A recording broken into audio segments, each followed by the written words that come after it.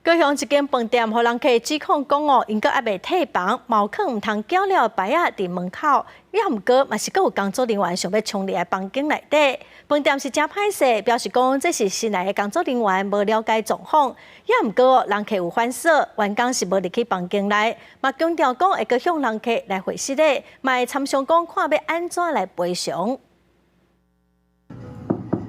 好，这边。 弄门启门铃通知要整理房间，这是房务人员的标准流程。但8号下晡即间伫高雄业订过的饭店，互顾客指控，要到退房时间，门口嘛挂着毋通缴了的告示牌，佮市灯号，所以也是防撞入来。顾客当时甲女朋友无穿衫咧困，惊一条，把规个过程发表伫网络社群。乍听之下就觉得说非常的不舒服，因为真的就门关起来，里面的隐私是必须要受到重视。我也知道饭店现在很缺人，我不晓得说他们是不是有充分的职前训练。